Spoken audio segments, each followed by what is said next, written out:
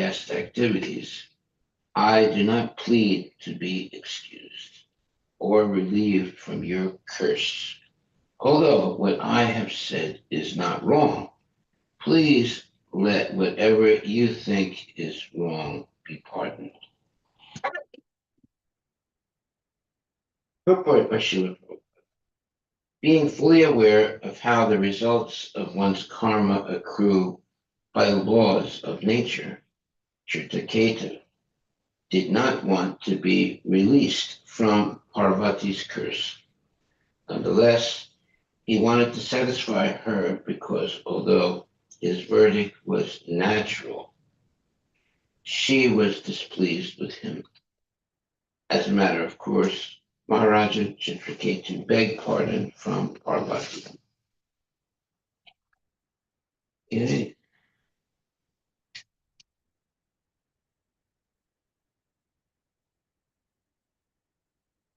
Sri Sukadeva Goswami continued, O King Parikshit, subduer of the enemy. After Chitraketu satisfied Lord Shiva and his wife, Parvati, he boarded his airplane and left as they looked on. When Lord Shiva and Parvati saw that Chitraketu, although informed of the curse, was unafraid, they smiled, being fully astonished by his behavior. Text 26. Thereafter, in the presence of the great sage Narada, the demons, the inhabitants of Siddhaloka, and his personal associates, Lord Shiva, who is most powerful, spoke to his wife Parvati while they all listened. Text 27. Lord Shiva said, My dear, beautiful Parvati, have you seen the greatness of the Vaishnavas? Being servants of the Supreme Personality of Godhead, Hari, they are great souls and are not interested in any kind of material happiness. Purport by Srila Prabhupada. Lord Shiva, the husband of Parvati, told his wife, My dear Parvati, you are very beautiful in your bodily features. Certainly you are glorious, but I do not think that you can compete with the beauty and glory of devotees who have become servants of the Supreme Personality of God. Of course, Lord Shiva smiled when he joked with his wife in that way. For others cannot speak like that. The Supreme Lord, Shiva continued, is always exalted in his activities. And here is another example of his wonderful influence upon King Chitraketu, his devotee. Just see, although you cursed the king, he was not at all afraid or sorry. Rather, he offered respect to you, called you mother, and accepted your curse. Thinking himself faulty, he did not say anything in retaliation. This is the excellence of a devotee. By mildly tolerating your curse, he has certainly excelled the glory of your beauty and your power to curse it. Yea. I can impartially judge that this devotee, Chitraketu, has defeated you and your excellence simply by becoming a pure devotee of the Lord. As stated by Sri Chaitanya Mahaprabhu, Tararapi Sahisnuna, just like a tree, a devotee can tolerate all kinds of curses and reversals in life. This is the excellence of a devotee. Indirectly, Lord Shiva forbade Parvati to commit the mistake of cursing a devotee like Chitraketu. he indicated that although she was powerful, the king, without showing any power, had excelled her power by his tolerance. Ah, very nice. Without showing any power, had excelled her power by his tolerance. Text 28. Narayana parasarve na kutaschana bibyati swarga pavarga narakesh vapi tulyarta darshina. It's a famous verse. Devotees solely engaged in the devotional service of the Supreme Personality of Godhead, Narayana, never fear any condition of life. For them, the heavenly planets, liberation from the hellish planets, are all the same. For such devotees are interested only in the service of the Lord. Purport by Srila Prabhupada. Parvati might naturally have inquired how devotees become so exalted.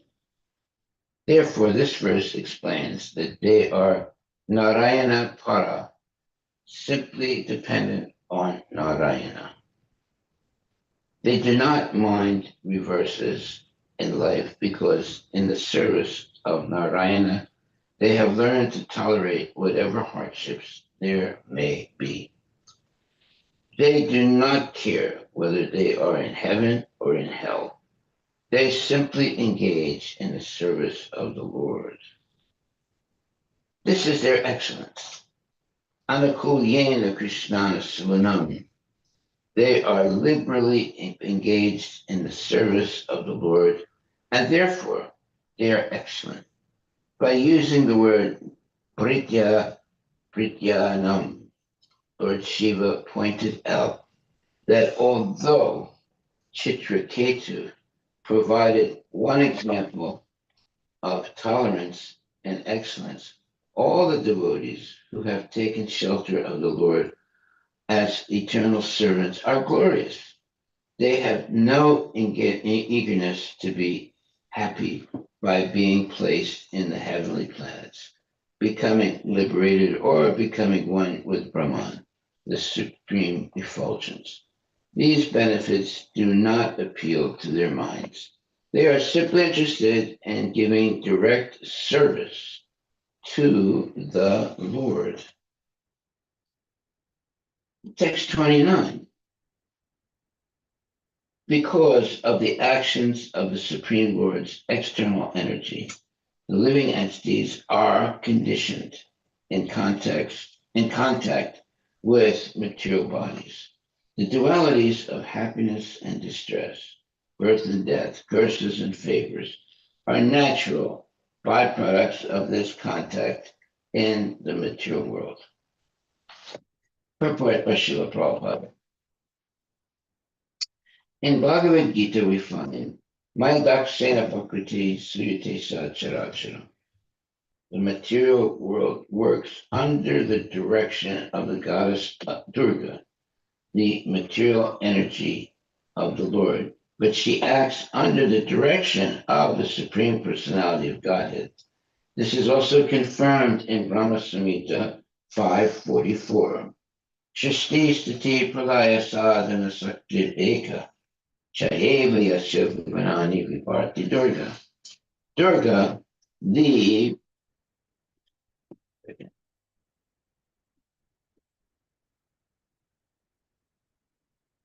Durga, the goddess of and the goddess Parvati, the wife of Lord Shiva, is extremely powerful. She can create, maintain, and annihilate any number of universes by her sweet will, but she acts under the direction of the Supreme Personality of Godhead, Krishna, not independently. Krishna is impartial, but because this is the material world of duality, such relative terms as happiness and distress, curses and favors, are created by the will of the Supreme.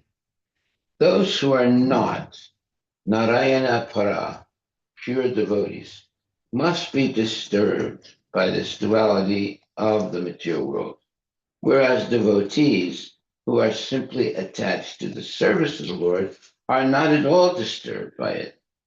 For example, Haridas Thakur was beaten with cane in 22 bazaars, but he was never disturbed. Instead, he smilingly tolerated the beating. Despite the disturbing dualities of the material world, devotees are not disturbed at all because they fix their minds on the lotus feet of the Lord and concentrate on the holy name of the Lord. They do not feel the so-called pains and pleasures caused by the dualities of this material world. Text 30. As one mistakenly considers a flower garland to be a snake, or experiences happiness and distress in a dream. So, in the material world, by lack of careful consideration, we differentiate between happiness and distress, considering one good and the other bad. But everything is bad, actually, in the material world. Nothing is good. Purport. The happiness and distress of the material world of duality are both mistaken ideas. In the Chaitanya Charitamrita, Antya 4:176, it is said, Dvaita Bhadra Abhadra Jnana Sabha Manodharma E Bala E Manda E Sabha Brahma.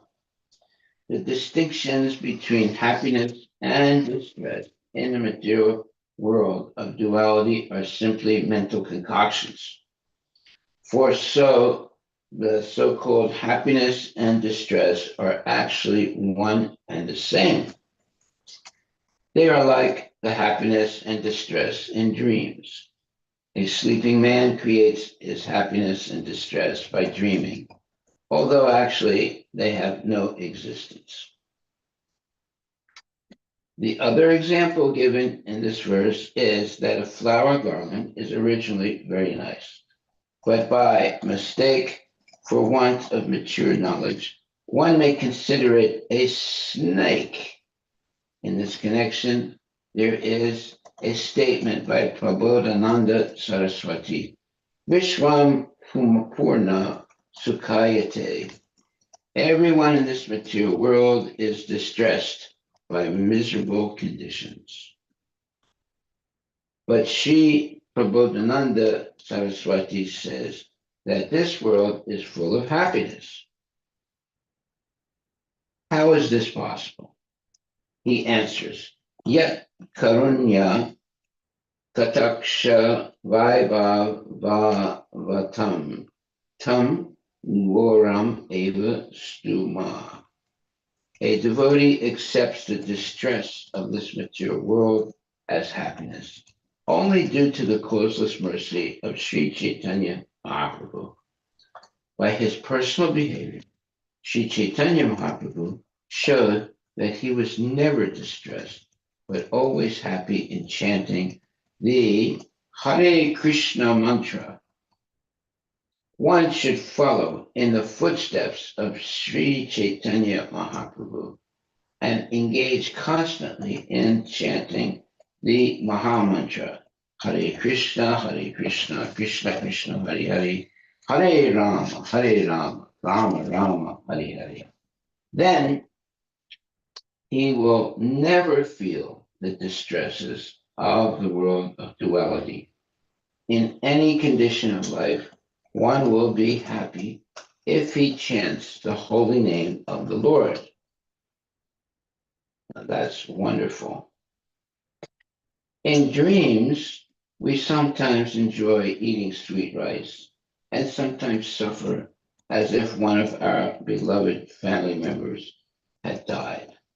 Because the same mind and body exist in the same material world of duality, when we are awake, the so called happiness and distress of this world are no better than the false, superficial happiness of dreams.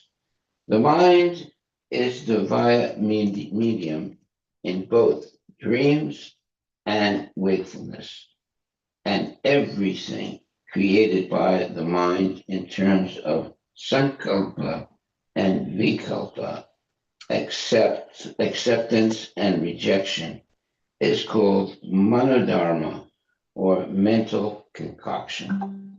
Wow, that is very profound statements here. Yeah, so therefore, a devotee is not disturbed by the ups and downs of the material world and different situations that he encounters. He always remains steady in his faith and dedication to engaging in devotional service to the Lord. That is the saving grace of devotees. Other people, they're like a ping pong ball being smacked uh, in one way and another, and always not uh, being peaceful. They're always going back and forth, in the rat race of material life. Text 31. Persons engaged in devotional service to Lord Vasudeva Krishna have naturally perfect knowledge and detachment from this material world. Therefore, such devotees are not interested in the so called happiness or so called distress of this world. Purport by Srila Prabhupada. Here is the distinction between a devotee and a philosopher who speculates on the subject matter of transcendence. A devotee does not need to cultivate knowledge to understand the falsity or temporary existence of this material world. Because of his unalloyed devotion to Vasudeva, this knowledge and detachment are automatically manifested in his person. It as confirmed elsewhere in Srimad Bhagavatam 1.2.7, Vasudeva Bhagavati Bhakti Yoga Prayojitaha Janayat Yasu Vairagyam Gyanunchayat Ahaitukam. One who engages in unalloyed devotional service to Vasudeva, Krishna, automatically becomes aware of this material world, and therefore he is naturally detached. This detachment is possible because of his high standard of knowledge. The speculative philosopher tries to understand that this material world is false by cultivating knowledge. But this understanding is automatically manifested in the person of a devotee without separate endeavor. The Mayavadi philosophers may be very proud of their so-called knowledge, but because they do not understand Vasudeva Sarvam Iti, they do not understand the world of duality, which is a manifestation of Vasudeva, external energy, Vasudeva's external energy. Therefore, unless the so-called Gyanis take shelter of Vasudeva, their speculative knowledge is imperfect. Ye ne ravin daksha vimukta manina. They simply think of becoming free from contamination of the material world, but because they do not take shelter at the lotus feet of Vasudeva, meaning Krishna, their knowledge is impure. When they actually become pure, they surrender to the lotus feet of Vasudeva. Therefore, the absolute truth is easier to understand for devotees than for jnanis who simply speculate to understand Vasudeva. Lord Shiva confirms this statement in the following verse. Neither I, Lord Shiva, nor Brahman, nor the Aswini Kumaras, nor Narada, or the other great sages who are Brahma's sons, nor even the demigods can understand the pastimes and personality of the Supreme Lord. Although we are part of the Supreme Lord, we consider ourselves independent, separate controllers, and thus we cannot understand his, meaning Krishna's, identity. Purport by Srila Prabhupada. Brahma Samhita 5.33 states, Advaitam Achyutam Anadim Ananta Rupam Adyam Purana Purusham Navayoganam Cha Vedesa Durlabam Adurlabam Atma Bhakto Govindam Adipurusham Tamaham Bhajami. I worship the Supreme Personality of Godhead, Govinda, who is the original person. He is absolute, infallible, and beginningless. And although expanded into unlimited forms, he is still the same original person, the oldest person, who always appears as a fresh youth. The eternal, blissful, all-knowing forms of the Lord cannot be understood even by the best Vedic scholars, but they are always manifest to pure, unalloyed devotees. Lord Shiva places himself as one of the non-devotees who cannot understand the identity of the Supreme Lord. The Lord, being Ananta, has an unlimited number of forms. Therefore, how is it possible for an ordinary common man to understand him? Lord Shiva, of course, is above the ordinary human beings, yet he is unable to understand the Supreme Personality of Godhead. Lord Shiva is not among the ordinary living entities, nor is he in the category of Lord Vishnu. He is between Lord Vishnu and the common living entity.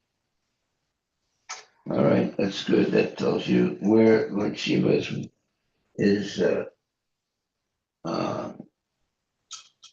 Lord Shiva is in the what you would call Hierarchy. hierarchy. Yeah, very good. Text 33. He holds no one very dear, and no one is inimical. He has no one for his own relative, and no one is alien to him. He is actually the soul of all living entities. Thus, he is the auspicious friend of all living beings and is very near and dear to all of them. Okay,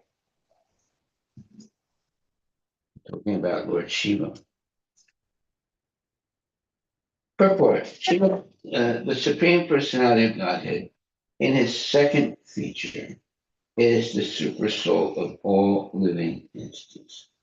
As one's self is extremely dear, the super soul of the self is still more dear. No one can be the enemy of the friendly super self, who is equal to everyone. Relationships of dearness or enmity between the Supreme Lord, and the living beings are due to the intervention of the illusory energy. Because the three modes of material nature intervene between the Lord and the living beings, these different relationships appear. Actually, The living entity in its pure condition is always very near and dear to the Lord, and the Lord is dear to him. There is no question of partiality or enmity. Text 34 and 35.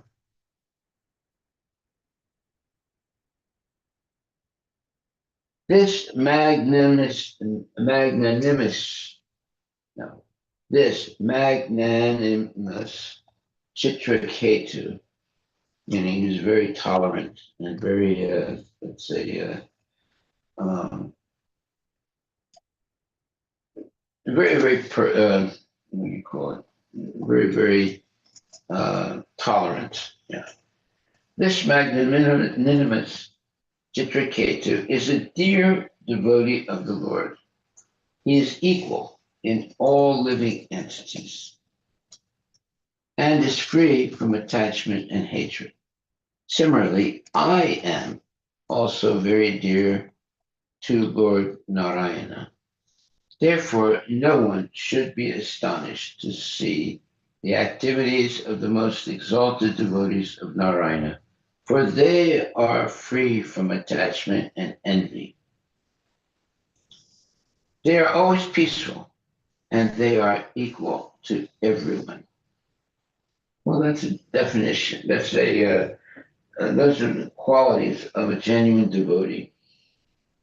Whether there is happiness or misery, the devotee remains stoic. That's a good word, stoic, not disturbed by the ups and downs of the material world. Why? Because the devotee will continue devotional service in all circumstances. And because of his dedication, uh, uh, unwavering dedication to Lord Krishna, the devotee is not disturbed by the ups and downs of the material world. That is the special, let's say, identification of the devotee. He remains steady in all situations by chanting Hare Krishna, Krishna Krishna, Hare Hare, Hare Rama, Rama Rama, Hare Hare. Thus, always remembering the Lord and being completely surrendered to the Lord, a devotee continues without becoming discouraged in any situation. Purport, it is said, Vaishnavira Kriya Mudra Vijneya Na Uchaya. One should not be astonished to see the activities of exalted, liberated Vaishnavas, as one should not be misled by the activities of the Supreme Personality of Godhead. One should also not be misled by the activities of his devotees. Both the Lord and his devotees are liberated. They are on the same platform. The only difference being that the Lord is the master and the devotees are servants. Qualitatively, they are one and the same. In Bhagavad Gita 9.29, the Lord says, Samoham sarvabhutesu name dvesyo stina priya ye bhajanti tumam bhaktya maite tesu chapyaham. I envy no one, nor am I partial to anyone. I am equal to all, but whoever renders service unto me in devotion is a friend, is in me, and I am also a friend to him. From this statement by the Supreme Personality of Godhead, it is clear that the devotees of the Lord are always extremely dear to him. In effect, Lord Shiva told Parvati, both Chitraketu and I are always very dear to the Supreme Lord. In other words, both he and I are on the same level as servants of the Lord. We are always friends, and sometimes we enjoy joking words between us. When Chitraketu loudly laughed at my behavior, Okay, that's remembering when uh, Lord uh, Lord Shiva was with Parvati, and I think they were like embracing each other. Uh, he did so in friendly terms. In other words, it says, when Chitraketu loudly laughed at my behavior, he did so in friendly terms, and therefore there was no reason to curse him. Thus, Lord Shiva tried to convince his wife, Parvati, that her cursing Chitraketu was not very sensible. Here is a difference between a male and female. Very good. That exists even in the higher statuses of life. In fact, even between Lord Shiva and his wife. Lord Shiva could understand Chitraketu very nicely, but Parvati could not. Thus, even in the higher statuses of life, there is a difference between the understanding of a male and that of a female. Oh, what a great statement that is. It may be clearly said that the understanding of a woman is always inferior to the understanding of a man. In the Western countries, there is now agitation to the effect that man and woman should be considered equal. But from the verse, it appears that woman is always less intelligent than man. Oh, now I can hear women screaming in the background. It is clear that Chitraketu wanted to criticize the behavior of his friend Lord Shiva because Lord Shiva was sitting with his wife on his lap. Then, too, Lord Shiva wanted to criticize Chitraketu for externally posing as a great devotee, but being interested in enjoying with the Vidyahari women. These were all friendly jokes. Hey, there it is. That's the real purport. There was nothing serious for which Chitraketu should have been cursed by Parvati. Upon hearing the instructions of Lord Shiva, Parvati must have been very much ashamed for cursing Chitraketu to become a demon. Mother Parvati could not appreciate Chitraketu's position, and therefore she cursed him. But when she understood the instructions of Lord Shiva, she was ashamed. Well, nothing like having a good husband to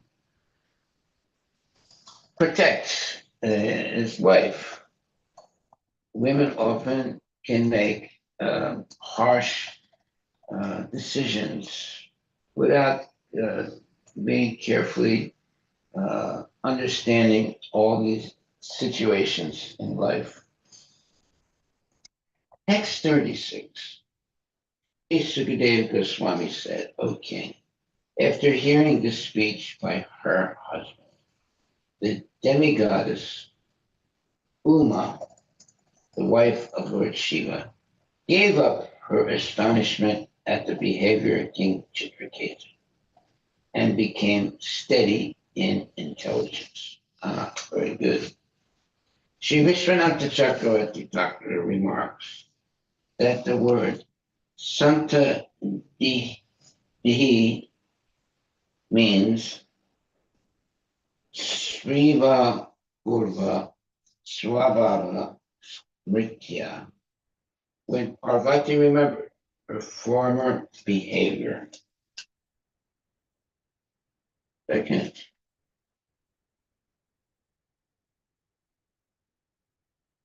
in cursing Chitraketu, she became very much ashamed and covered her face with the skirt of her sari, admitting that she was wrong in cursing Chitraketu.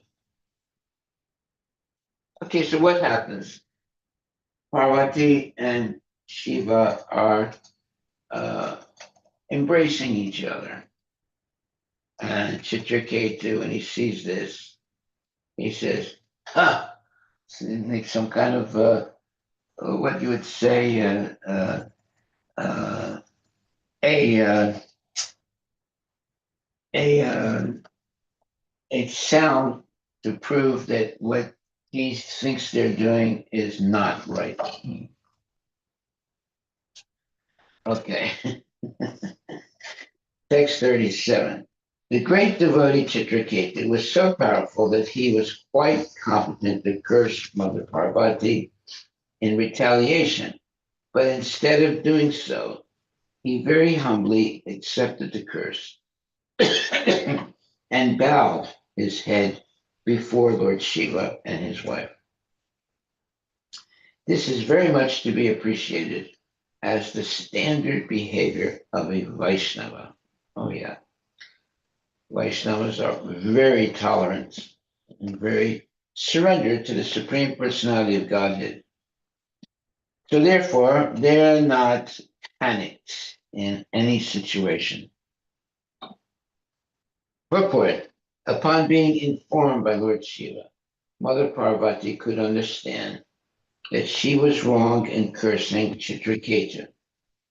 King Chitraketu was so exalted in his character that in spite of being wrongly cursed by Parvati, he immediately descended from his airplane and bowed his head before the mother, accepting her curse. This has already been explained. Narayana para sarve na kutaschana bidyate. Chitraketu very sportingly felt that since the mother wanted to curse him, he could accept this curse just to please her.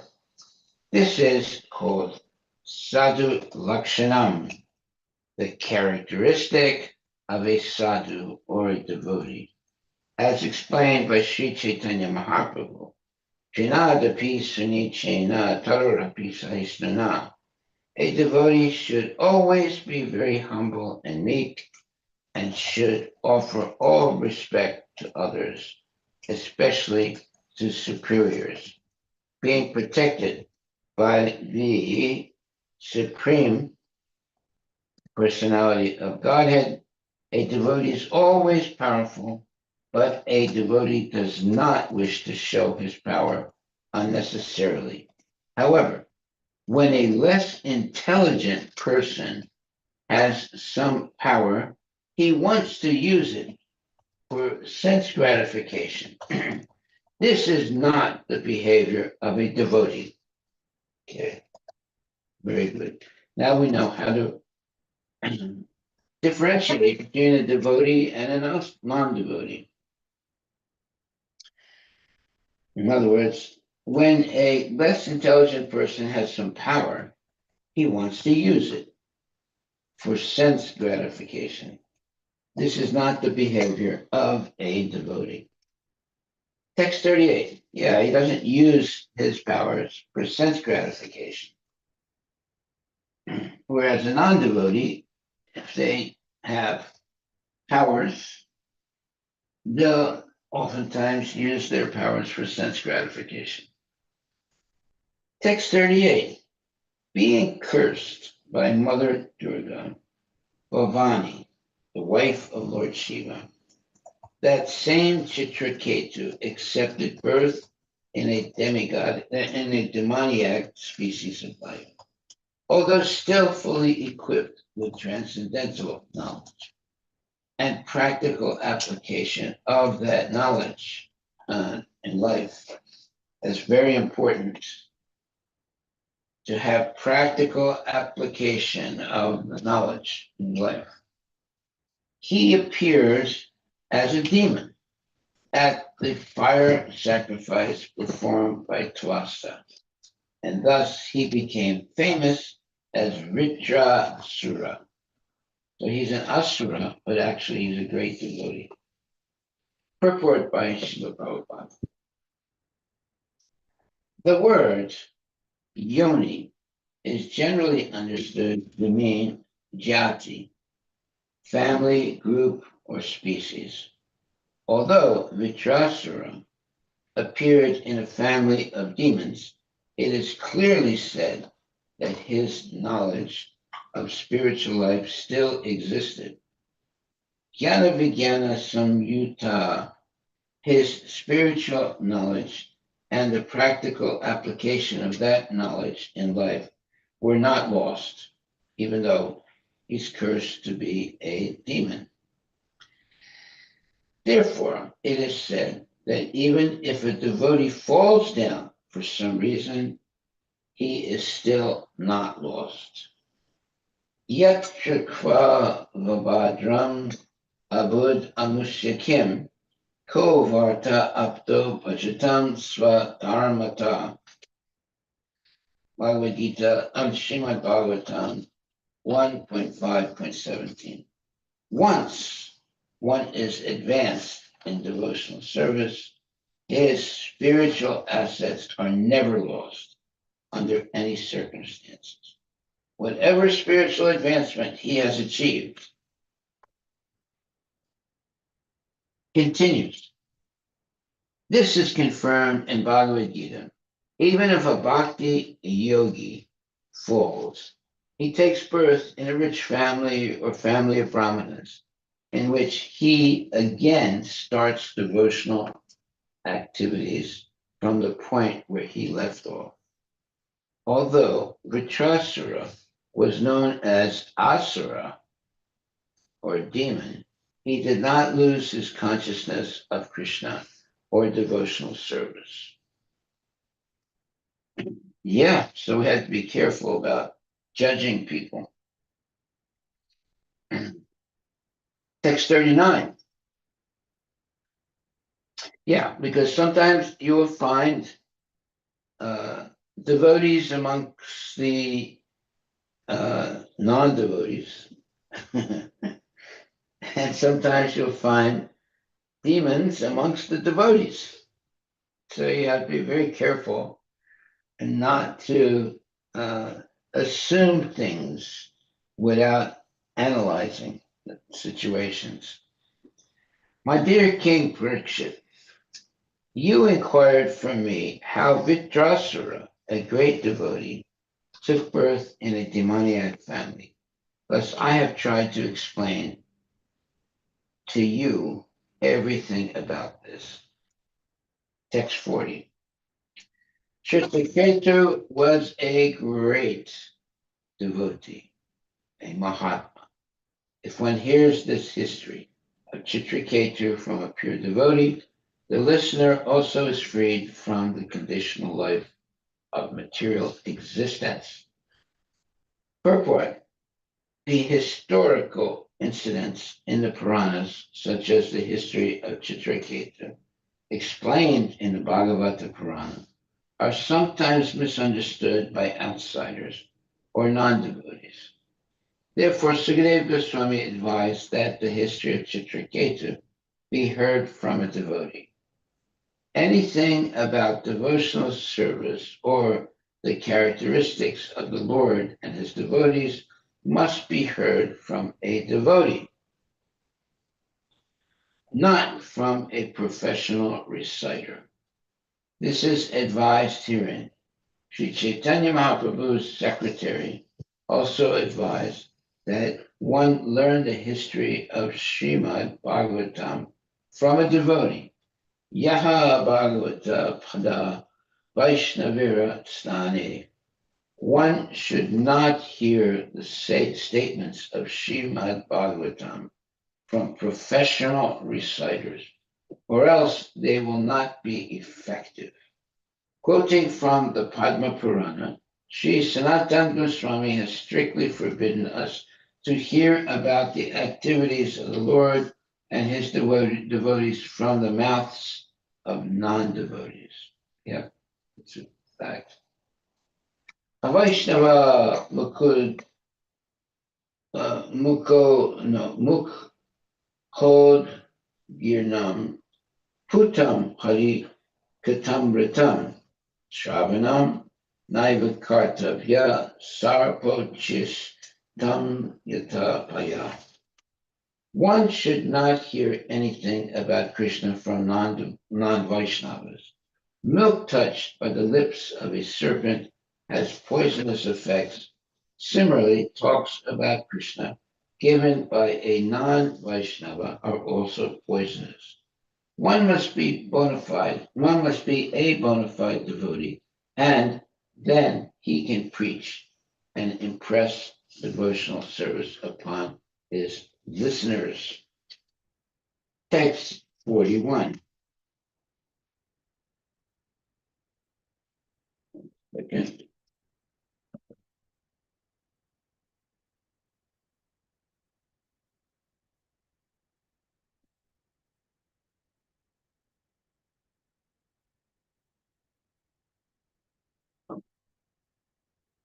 Text 40.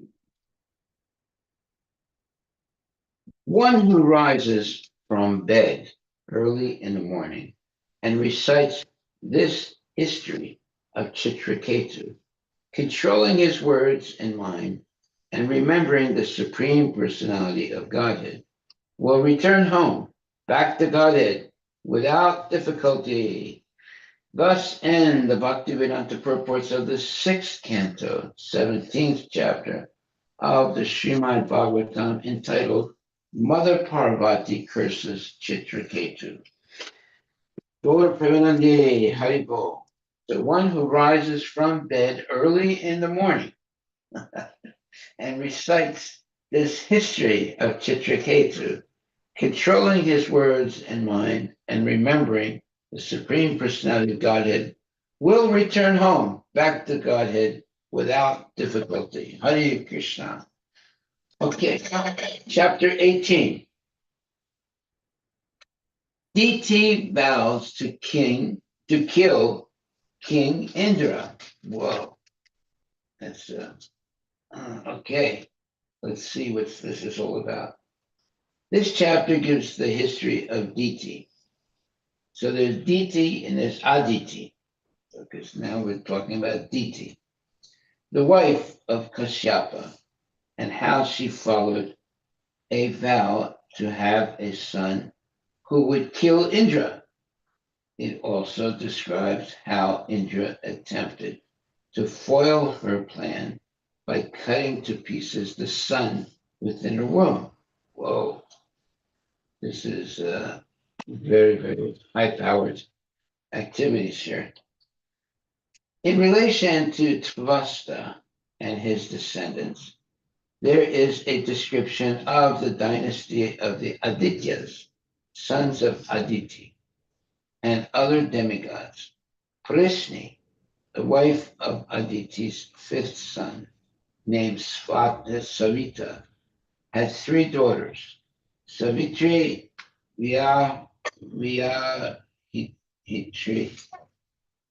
Vyahitri, and Swaya, and very exalted sons named Agnihotra, Asu, Soma, Chaturmasya, and the five Mahayagyas. Siddhi, the wife of Bhaga, had three sons, namely Mahima, Vibhu, and Prabhu. And she also had one daughter, whose name was Asi. Tata had four wives, Kuhu, Sinivali, Raka, and Anumati, who had four sons named Sayam, Darsha, Prata, and Purnamasa, respectfully. Kriya and the wife of Vihata gave birth to five Purishyas,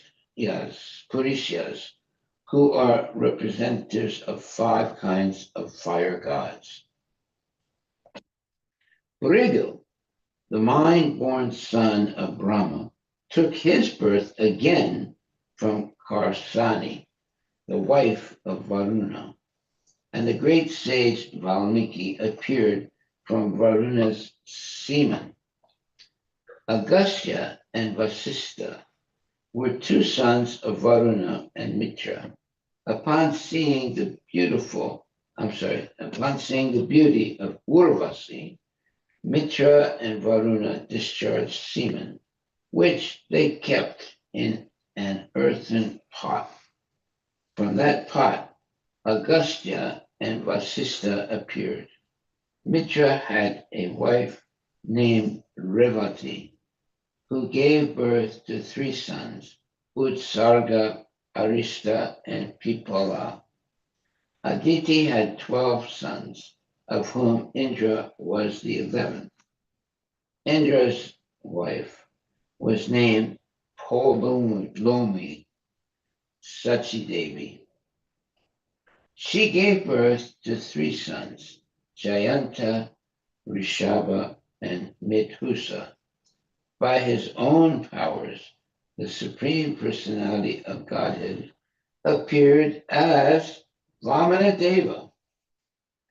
From his wife, whose name was Kirti, appeared a son named Brihatsloka. Brihatsloka's first son was known as Sobhaga. This is a description of the sons of Aditi. A description of Aditya Urukrama, who is an incarnation of the Supreme Personality of Godhead, will be offered in the 8th canto. Oh, we can't wait till then. But that's what this canto is, chapter 8. The demons born of Diti are also described in this chapter. In the dynasty of Diti, see, there's Diti and there's Aditi. So now we're hearing about Diti, who is the mother of a lot of demons. In the dynasty of Diti appeared the great saintly devotee Prahlada and also Bali, Prahlada's grandson. Hiranyakashipu and Hiranyaksha were the first sons of Diti. Hiranyakashipu and his wife, whose name was Kayadu, had four sons, Samkalada, Anukalada, Hilada, and Prahlada. They also had one daughter, whose name was Simhika, in association with the demon Viprachit. Simhika bore a son named Rahu, whose head was severed by the Supreme,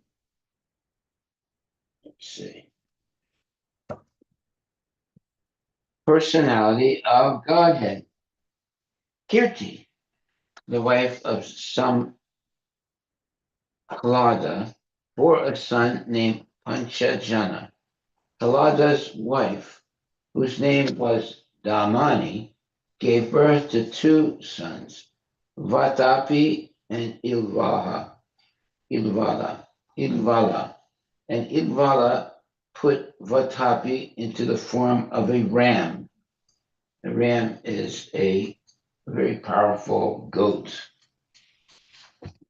And gave him to Agastya to eat. Ooh, wow. Anulada, in the womb of his wife, Surya, begot two sons named Bhaskala and Mahisa. Prahlada's son was known as Virochana, and his grandson was known as Bali Maharaj. Bali Maharaja had 100 sons, of whom Bana was the eldest. After describing the dynasty of the Adityas, the other demigods, Sukadeva Goswami describes Diti's sons, known as the Maruts, and how they were elevated to the position of demigods. Just to help Indra, Lord Vishnu had killed Hiranyaksha and Hiranyakashipu. Because of this, Diti was very envious, and she was eager to have a son who could kill Indra. By her service, she enchanted Kashyapa Muni in order to beg from him a greater son to do this. In collaboration of the Vedic injunction, Vidvam Sam Apikarsati, Kashyapa Muni was attracted to his beautiful wife and promised to grant her any request.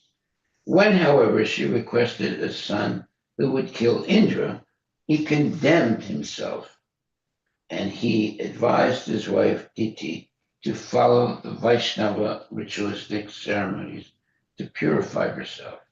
When Diti, following the instructions of Kashyapa, engaged in devotional service, Indra could understand her purpose, and he began observing all her activities. One day, Indra had the opportunity to see her deviating from devotional service. Oh boy. Thus, he entered her womb and cut her son into 49 parts.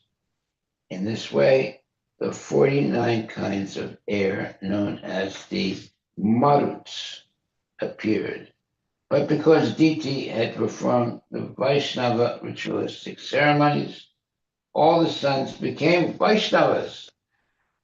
Hey, all glories to Diti and all glories to the Vaishnavas. Okay, we'll stop right there and we'll continue tomorrow. Are there any questions? Any questions or comments? Hare Krishna, Krishna Krishna, Hare Hare, Hare Ram, Rama Rama. Hare Krishna Guru Maharaj, please accept my humble obeisances. All goes to Srila Prabhupada. All glories to Prabhupada. Thank you very much, Mataji. Go right ahead. Yes, Maharaj, my question is, you talked about the disturbances in the mature world that we should not get bothered by. The only disturbance that gets to me is a death in a family. So, can you advise us to how to get over that? Thank you.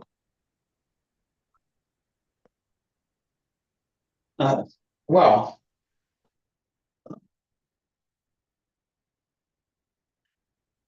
any situation in the material world is not eternal. Everything is going to appear, stay for some time, and eventually disappear. So, therefore, you have no reason to be disturbed because whatever situation is disturbing you, eventually it's going to go away by itself. You don't have to do anything except tolerate. That way, you don't have any bad karma. So, toleration is possible if you're actually chanting the Hare Krishna Maha Mantra every day. 16 good rounds, but that's the minimum. You can chant more than that every day. Then you will not be disturbed by the material world because your consciousness is always Krishna consciousness. And chanting 16 rounds is not the only number of rounds that you can chant a day. It's the minimum number. So if you're in difficulty, then you should chant more than 16 rounds of the Hare Krishna Maha Mantra every day. That way, you'll be surprised that you'll not be disturbed by anything. You just continually keep chanting Hare Krishna, Krishna Krishna, Hare Hare, Hare Rama, Rama Rama, Hare.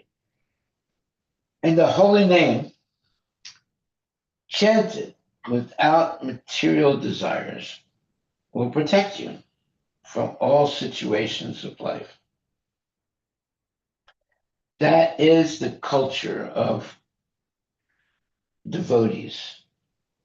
They're always chanting Hare Krishna, and because they're always chanting Hare Krishna, they're not disturbed in any conditions of the material world. Even though there might be harrowing, terrible situations, still the devotee maintains his dedication to follow the rules and regulations of Krishna consciousness, and he's not uh, derailed from his vows of devotional service. He continues to do what he promised to do at initiation. What is our promise at initiation? Always chant Hare Krishna, Mahamantra, at least 16 rounds, good rounds every day. Eat only Krishna prasadam. Hear lectures given by genuine devotees, and if possible, go on Harinam Sankirtan. So these are the four things that we promise to do when we get initiated. And if we follow those four things, we'll be able to tolerate all situations that we're being disturbed by. Disturbance is due to not being patient and tolerant. So we get disturbed. But if we're patient and tolerant in all situations of life, we will come out victorious in our attempts to be Krishna conscious. We have to have that faith. No matter how bad a situation may be, it is not eternal, it's temporary. Therefore, all situations will come to an end. And the devotee, knowing that, remains very steady in chanting his rounds and not being bothered by the different situations that he or she may be in. So there's nothing to lament for. We should always be thankful to be able to engage in devotional service. That is what is going to save us. So, service will, what do you say? Save us. Service will save us. Service will save us. So, therefore, we should always continue our service in Krishna consciousness, and we'll be saved from all difficult situations. Hare Krishna, Krishna Krishna, Hare Hare, Hare Rama, Rama Rama, Hare Hare. Any other questions or comments? Any questions or comments?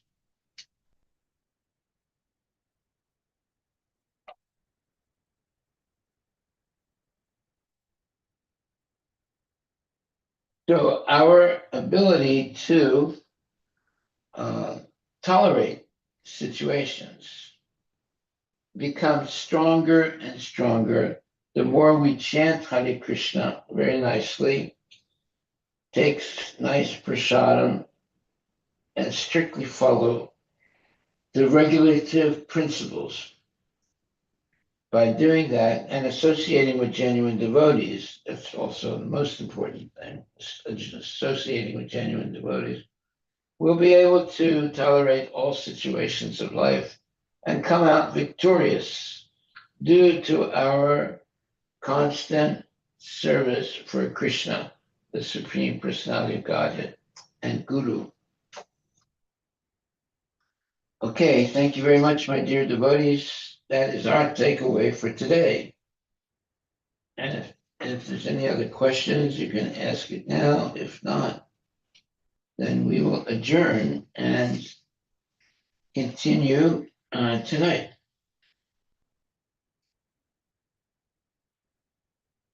Our takeaway for today is the following.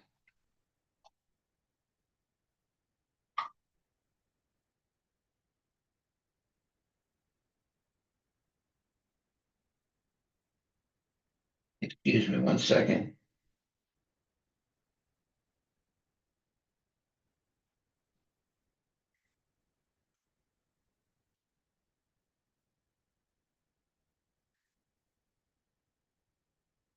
All right, so this is a very nice takeaway. It says that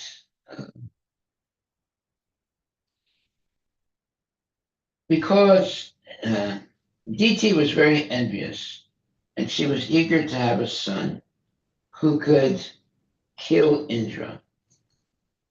By her service, she enchanted Kashyapa Muni in order to beg from him a greater son to do this.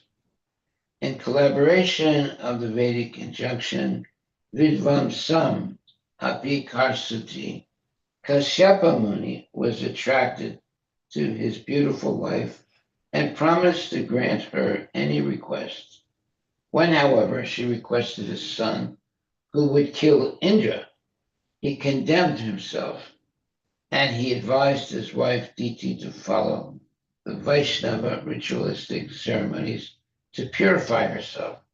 When Diti, following the instructions of Kashyapa, engaged in devotional service, Indra could understand her purpose and he began observing all her activities. One day, Indra had the opportunity to see her deviating from devotional service. That's not a good thing.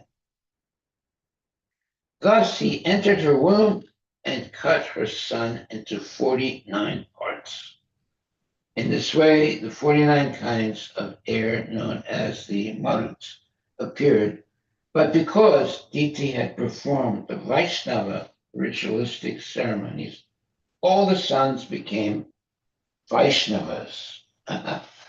Okay, so now we have a lot of, let's say, confidential knowledge that's being revealed to us.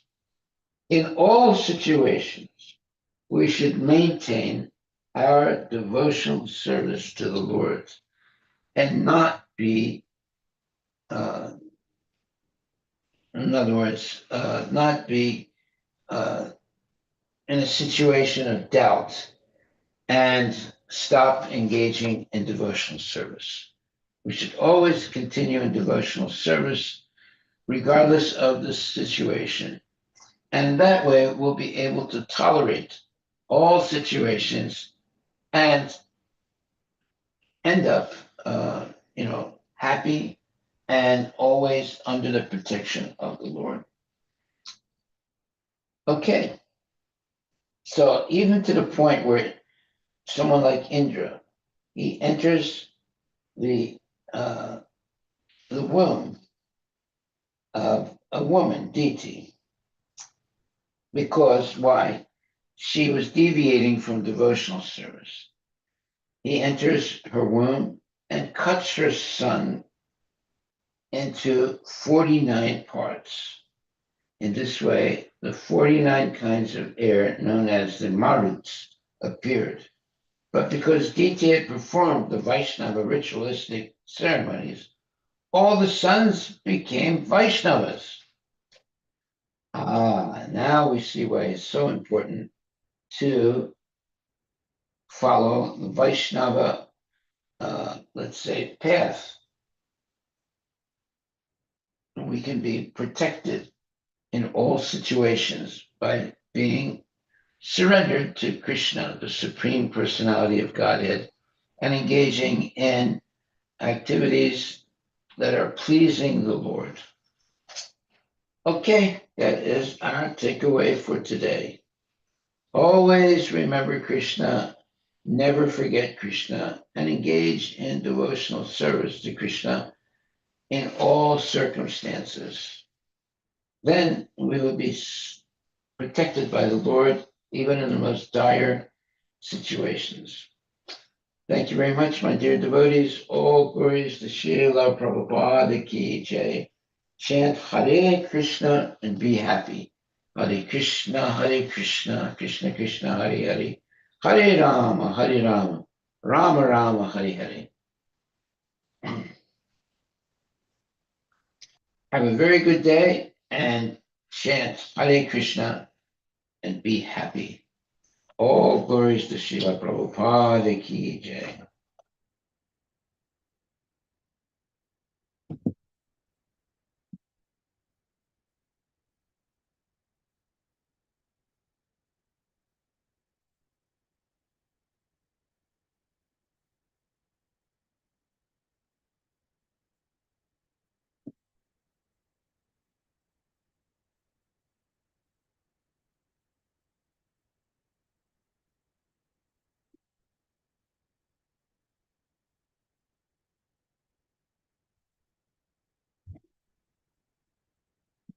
Hare Krishna, Krishna Krishna, Hare Hare, Hare Rama, Rama, Hare.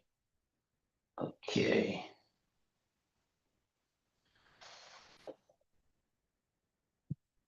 Hare Krishna, Krishna Krishna, Hare Hare, Hare Rama, Rama, Hare Hare, Krishna Krishna, Hare Hare, Hare Rama, Rama, Hare Hare, Hare Krishna, Krishna, Hare Hare, Hare Rama, Rama, Hare Hare, Krishna Krishna, Hare Hare, Hare Rama, Hare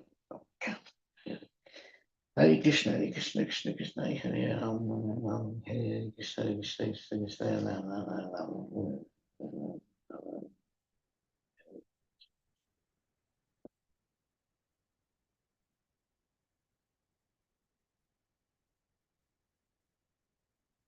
Hare Krishna, Krishna.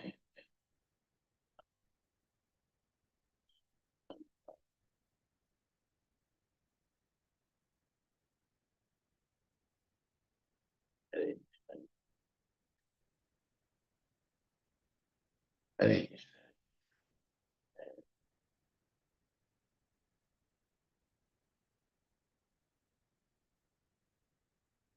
Hare Krishna,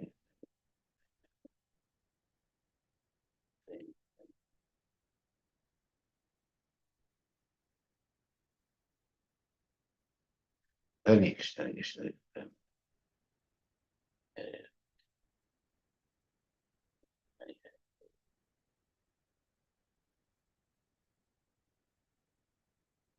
So many people trust iHerb for their health and wellness.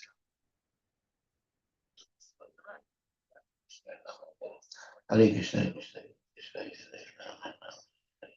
Hare Krishna, Krishna, Hare Krishna.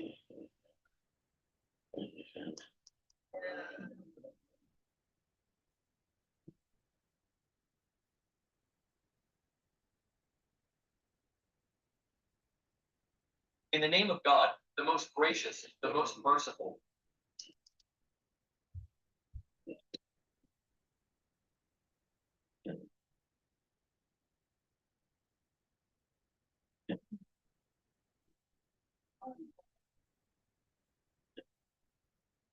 May God, our Lord and Protector, preserve our unity, togetherness, and brotherhood.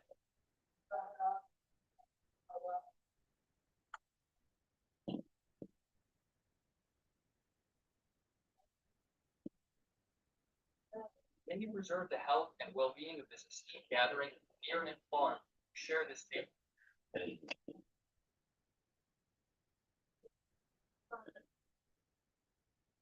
O Lord, bless the host who brought us together, as welcomed us to this beautiful table.